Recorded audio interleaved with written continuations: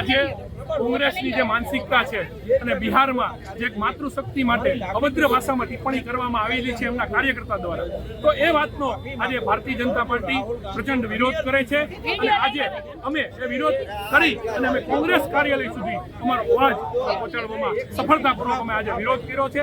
આપ જોઈ રહ્યા છો કે માતૃશક્તિનું અપમાન કોઈ કાળે સહન કરવામાં ના આવે અને આનો વડાપ્રધાનશ્રીના માતૃશક્તિ માટે આ કહેવામાં આવેલી બાબત છે, કોઈ કાળે સહન કરવામાં નહીં આવે। અમારા નારી શક્તિના કાર્યકર્તાઓ બધા બહેનો પણ અતિ ઉગ્ર ભાષામાં આનો વિરોધ કરે છે। આની ઉપર કાર્યવાહી થવી જોઈએ, એ શબ્દો પાછા લેવા જોઈએ અને માફી માંગવી જોઈએ, આખા દેશની માફી માંગવી જોઈએ, કારણ કે માતૃશક્તિની વિરુદ્ધ બોલવાનો કોઈને કોઈ અધિકાર નથી। કાર્યકર્તાઓએ ઘર્ષણ કર્યું, એમની માનસિકતા છે, એમણે આ વાતને સમજવી જોઈએ કે કોઈ પણ માતૃશક્તિની વિરુદ્ધ આ ન બોલાય અને વડાપ્રધાન જ્યારે ભારત દેશનું પ્રતિનિધિત્વ કરતા હોય ત્યારે એ વડાપ્રધાનના માતૃશ્રી માટે તો ન જ બોલાય, એમણે વિરોધ ન કરવો જોઈએ, એમણે એમના કાર્યકર્તાઓને ઠપકો આપવો જોઈએ। જે રીતે ભાજપ આખા દેશની અંદર વોટ સત્તામાં આવ્યું છે ત્યારે લોકો જાગૃત થઈ ગયા છે, એટલે એની પાસે કોઈ મુદ્દાઓ નથી। જે મુદ્દાઓ લઈને નીકળ્યા છે એની સાથે કોંગ્રેસને કોઈ લેવા દેવા નથી।